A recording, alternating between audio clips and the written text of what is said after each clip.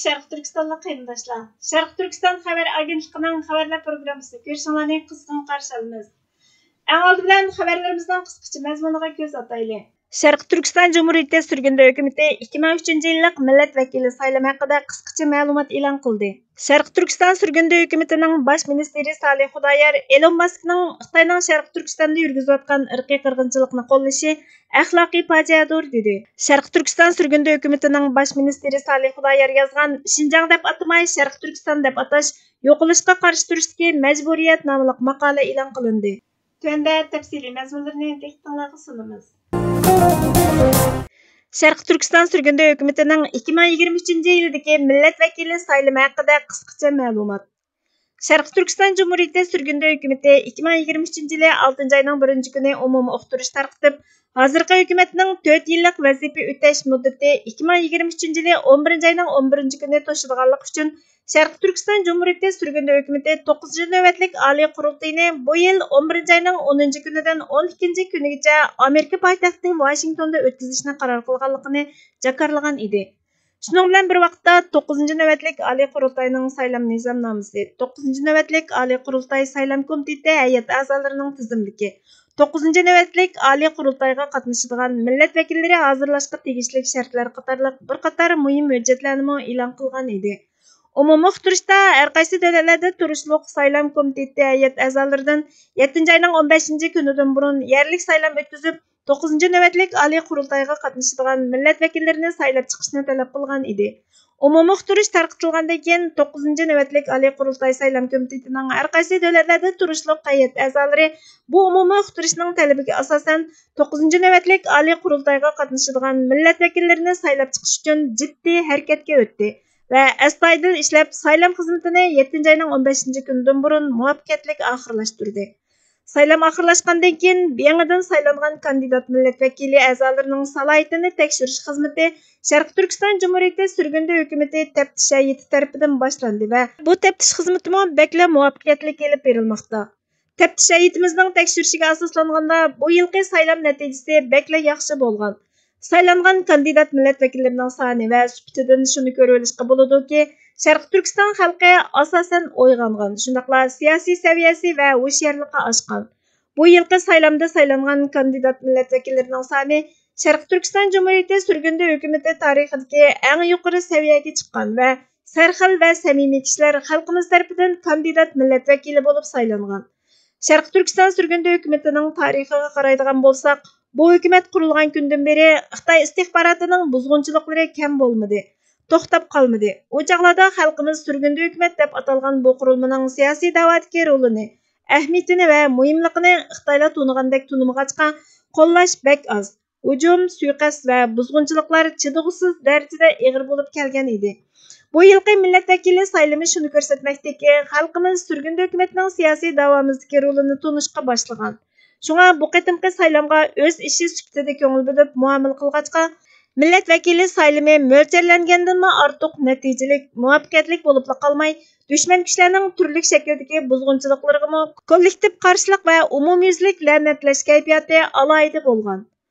Xitoy istihbarotining qonliq changili xalqimizning qonida bo'lishiga qaramay, Xitoy tajovuzchilarining vatandagi tuqqanlarimizni ko'ruvga ilib olib, bizga tahdid selishlariga qaramay va Van Kempirlər suiqasdchi qo'shunining shunchalar ko'p va har xil bo'lishiga qaramay, xalqimiz ichidan bu qadar ko'p millat vakilining chiqishi xalqimizning uyg'onganligining va oqqarini farqlantirganligining bir isbotidir.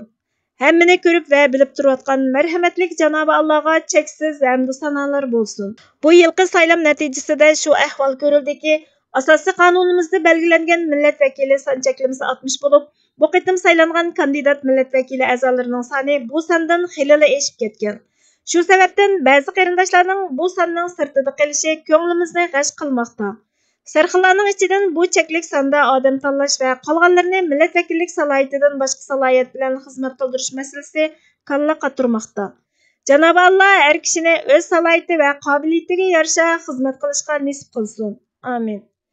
Natija qandaq bo'lishidan qat'iy nazar, Şərq Türkistan Cumhuriyeti Sürgündə hökumətinin bütün vatanparvar xalqimizga ehtiyoji bor va vatanning mustaqilligini asliga keltirish xizmatiga qatnashmoqchi bo'lgan har qanday kishiga darvozasi ochiq.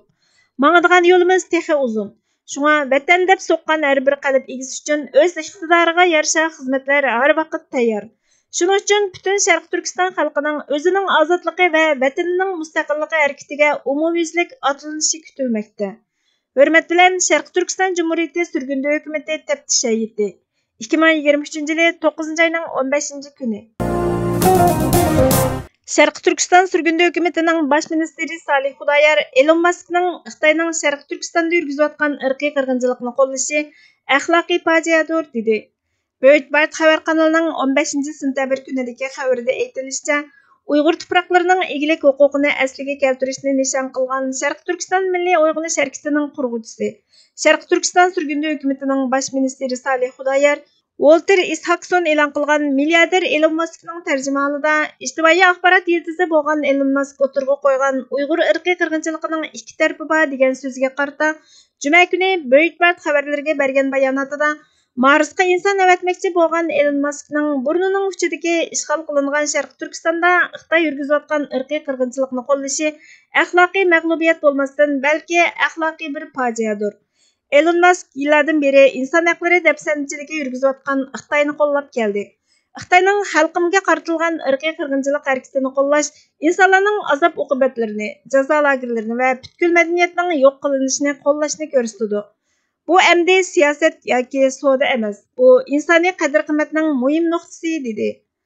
Elon Muskning Xitoyning Sharq Turkistondagi Uyg'ur, Qozoq, Qirg'iz va boshqa etnik turklarga qaratilgan irqiy qirg'inchilikni ochiq-oshkora qo'g'diganligi, Twitterning ularni yo'qotish uchun Xitoy bilan hamkorlashganligidan derak berish bermasligi so'ralganda, ijtimoiy axborot vositalarining Uyg'urlarni qo'g'dishining kritik roliga diqqat qilib, xiyonat texmi cho'nqurlab ketishi mumkin. Agar Twitter Muskning ta'sirida sezgir uchurlarni Xitoy doiralari bilan hamkorlash orqali Uyg'urlarning hayotiga xatar elib kelsa, undaqda biz g'oyat zo'r falokatdan eg'iz ochamiz. Uyg'urlar uchun Sharq Turkistondagi zulm bilan munosabatlik uchur hamkorlash faqat jasorat bo'lib qolmay, balki inson hayotini qutuldiradigan vosita. Bu hayot qutqizadigan vosita ishonchlik supalarda cheklansa, u vaqt bu texnika magnatlari bizning shaxsiy maxfiyatligimizga daxli taruz qilib qolmay, yana bizning o'lim buyruqimizga imzo qo'ygan bo'ladi, dedi. Sharq Turkiston 20-asrda ikki qatim egilik huquqliq davlat sifatida mavjud bo'lgan. Mao Zedong boshchiligidagi Xitoy Kompartiyasi 1949-yili Sharq Turkistonning yuqori darajalik amaldorlarini qaslab o'ldirib, Sharq Turkistonni ishg'ol qilib olgandan keyin Turkiya xalqlarga zulm qilib kelgan. Xi Jinping hokimiyat tutgandan boshlab irqiy qirg'inchilik yurgizib kelmoqda. Elon Musk doim Xitoylarning aql-farosatlik ekanligiga qo'l qo'ydi, Amerikani kamsitdi. U 6 oyda Xitoyni ziyorat qilganda Beijingda intayin katta mehmon qilishga erishgan va Xi Jinpingning eng ishonchli amaldorlari bilan ko'rishgan. Isaksonning kitobida Musk bilan muxbir Barry Weiss o'rtasidagi suhbat bayon qilingan. Muxbir Muskdan Tesla'ning Xitoydagi tijorat va Twitterga bo'lgan yangi igdorchilik huquqi to'g'risida so'ragan. Suhbat Muskning o'ylaganidek bo'lmagan. Natijada Elon Musk terkib Twitter Xitoyga munosabatlik so'zlarga diqqat qilishi kerak. Bo'lmasa Tesla'ning Xitoydagi savdosi tahdidga uchraydi. Xitoyning Uyg'urlarni bostirishining ikki tarafi bor degan. Kashilisi ko'p ko'riladigan elektronlik mashina Tesla Xitoyga intayin ko'p mablag' solgan. 2021-yili Urumchida ko'rgazma zali echish to'g'risida qaror chiqargan. Bu yil 7-oyda Amerikadagi 15 mashina ishlab chiqaruvchi bilan birlashib Xitoyning yadroliq sosialistik qimmat qarashiga sodiq bo'ladiganligi to'g'risida va'da berib, Kommunistik partiyaga foydali usulda bozorda raqobatlashishga qo'shilgan. Sharq Turkiston Sürgündü Hökumətining Baş Ministri Salih Xudayarning Şinjan deb atamay Sharq Turkiston deb atash yo'qolishga qarshi turishga majburiyat degan temada yozgan maqolasi Medium.com xabar kanalida 15 sentabr kuni e'lon qilindi. Maqolada mundaq deyildi: Biz qo'llanayotgan ismlar jug'rofiylik siyosiy sohada intayin muhim ahamiyatga ega. Bu ismlar ba'zida aynib ketishni tezlatishi yoki yo'qotib etish asbobi bo'lib qolishi mumkin.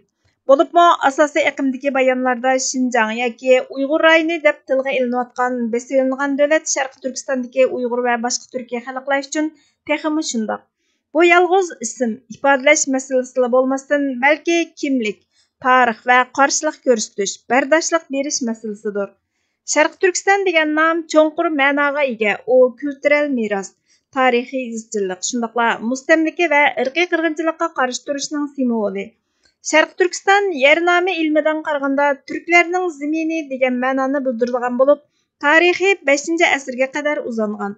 G'arbda Kaspiy dengizidan, sharqda Jayugan, ya'ni Jayu o'tkilgicha bo'lgan O'rta Osiyoni qoplagan rayonlarga simvol qilinadi.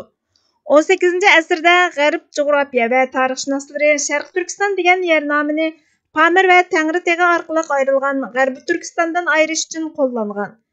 18-asrning dastlabki yillaridan boshlab Sharq Turkiston rasmiy hujjatlarda, tarix kitoblarida, xaritalarda va gazetlarda Uyg'urlarni turk yurtlarini tasvirlash uchun keng ko'lamda qo'llanilgan.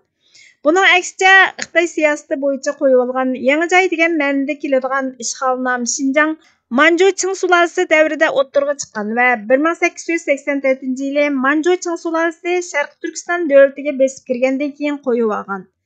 Bu atalg'u Xitoyning mustamlikachilik xirsini oshkorlaydi hamda Beyjingning Sharq Turkistonni butunlay mustamlika qilib olish, yerlik Uyg'ur va boshqa Turkiya xalqlarini yo'qotish va Sharq Turkistonni Xitoy imperiyasiga mangulik qo'shishdagi oxirgi maqsadini ifodalaydi. Yaqinda bir qism akademiklar va kishilik huquqni tashabbus qiluvchilar madaniyat sezgurligini ko'zda tutib Uyg'ur rayoni degan bir atalg'uni o'ttirg'a chiqardi. Ammo bu atalg'u maqsadsiz holda Xitoyning jahongirlik bayonlariga tuhfa qo'shidi. Demak, Uyg'ur rayoni deb atash Sharq Turkistonning mo'l va ko'p xil egilik huquqliq tarixini o'chirish, Xitoydan iborat cho'ng siyosiy yerning bir parchasi ekanligini e'tirof qilish bilan o'xshash bo'ladi. Bu atalg'u yana Sharq Turkistondagi Uyg'urlar va boshqa turk xalqlarining Sharq Turkistonning mustaqilligini asliga keltirish uchun elib berayotgan kollektiv kurashining ta'sirini unumli azaytadi. Tilning kuchi tarixni xotirlashdan halqib ketadi. U jug'rafiyalik siyosiy manzarani shakllantirishda muhim rol o'ynaydi. Sharq Turkistondagi Uyg'urlar va boshqa turk xalqlari 20-asrning oldingi yarmida ikki qatim mustaqilligini jakarlaganda Sharq Turkiston Jumhuriyati degan ismni tanladi. Bu tasoddifiy emas. Bu ularning o'zgacha madaniyat va tarixiy kimligini ongli holda ilgari surganligini ko'rsatadi. Sharq Turkistonning o'rniga Xinjiang yoki Uyg'ur rayonini qo'llanish Xitoyning egilik huquq tashabbusini ochiq-oshkora qo'llaydi. Ishg'ol qilingan davlatning o'rnini ojizlashtirdi hamda Xitoyning sodir qilayotgan irqiy qirg'inchilik, mustamlika va ishg'oliyat qilmishini ustunlik bilan haqliq qiladi. Bu tushuncha Xitoyning Sharq Turkistonni rasmiy holda Xinjiang Uyg'ur avtonom rayoni qilib bekitishi bilan davomlashadi.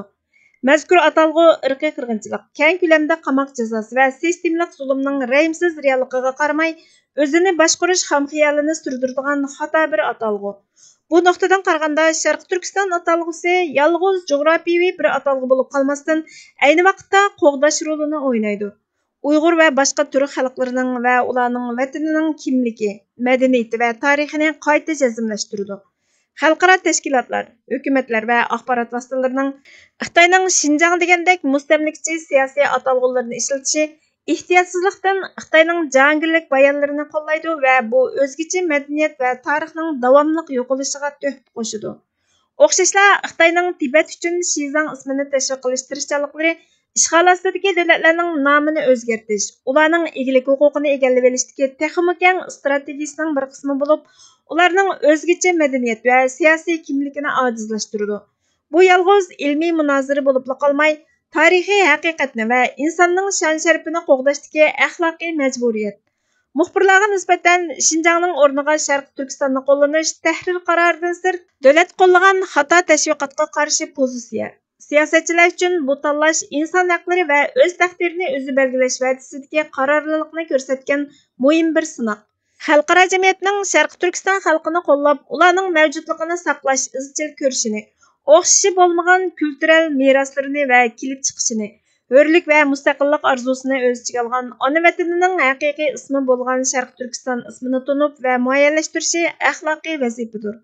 Sharq Turkiston degan nomni sinflarda, axborot ishxonalarida, akademik jurnallarda, davlat organlari va xalqaro qurilishlarda yangraydigan darajada qo'llanish haqida kollektiv ilmiy qaror chiqarishimiz lozim va yolg'iz atalg'u sifatida qo'llanib qolmay, zulmga qarshi kuchlik bayonot, harakat chaqiriqi, inson izzati va haqlarining murassasiz bir shaklda tasdiqlanishi sifatida xizmat qildirishimiz lozim.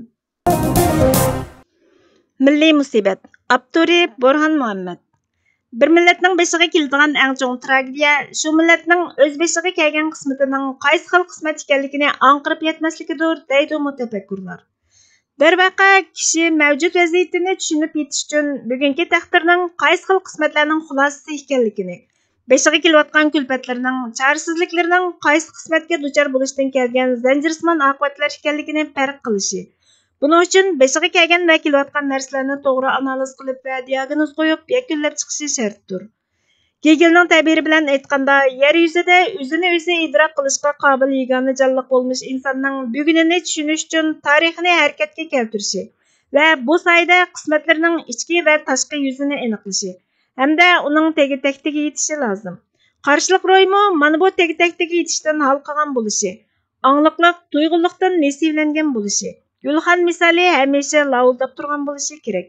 Undaq bo'lmaydigan, piravimdan qutulibmi manzildan adashishni davomlashtirgan cho'llikka mahkum zihni qullarning qismatini takrorlab yashash, bir izidan ashalmay o'tish, to'g'ri yo'li va g'oyasini yitirib qo'ygan g'ofillarning qismatiga duchor bo'lish hech gap emas.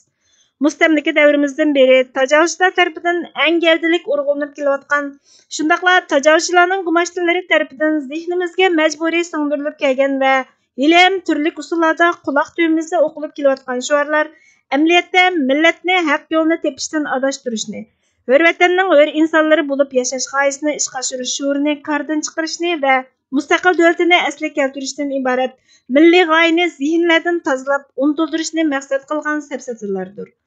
Suslashtirish, ko'zi yetmas qilib etish, bosh egmay iloji yo'qligini talqin qildirishlar, degan yeriga kelib berishni, prinsipdan tushib berib turib taqoq yo'lni etishni bir turlik oqilanlik ko'rsatishlar, g'oyaga yetishning atalmish vositasi qilib olishlar, unutildirishni g'oya qilgan sehrli safsatalardir.